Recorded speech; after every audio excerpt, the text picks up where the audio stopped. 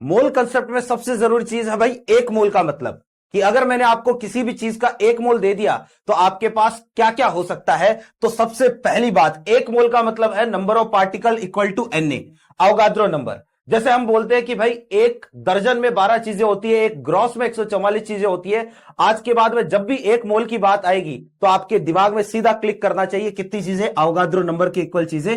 एक मोल एटम यानी कितने एटम, Na के इक्वल एटम। एक मोल मॉलिक्यूल यानी कितने मॉलिक्यूल, Na के इक्वल मॉलिक्यूल। फिर दूसरी चीज है कि एक मोल में मास होता है हमेशा कितना, किसी भी कंपाउंड के ग्राम मॉलिक्यूलर मास के इक्वल मास में हमेशा एक मोल होता है।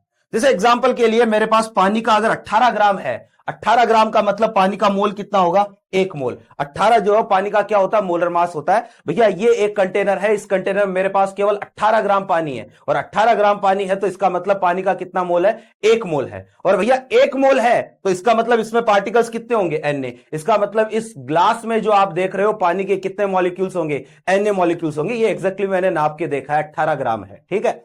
दूसरा कि भाई ऐसे ही अगर मेरे पास CO2 का 44 ग्राम होगा तो कितना मोल होगा, एक मोल होगा। मेरे पास ग्लूकोज का 180 ग्राम होगा तो कितना मोल होगा, एक मोल होगा।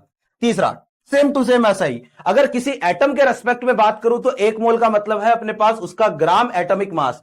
ऑक्सीजन का ग्राम एटॉमिक मास कितना, 16, इसका मतलब ऑक्सीजन के 16 ग्राम में एक मोल। नाइट्रोजन का ग्राम एटॉमिक मास कितना, 14, इसका मतलब नाइट्रोजन का एक मोल में कितना मास होगा, 14 ग्राम होगा, या नाइट्रोजन के 14 ग्राम में मोल कितना, एक।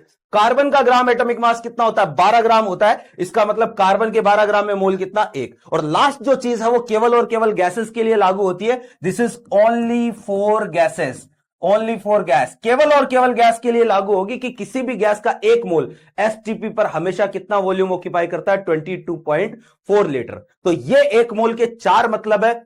किसी भी चीज को केमिस्ट्री में समझना है तो अपनी डेली लाइफ से अटैच करके देख लो, केमिस्ट्री बहुत आसान है, बहुत जल्दी समझ में आएगी। Thank you.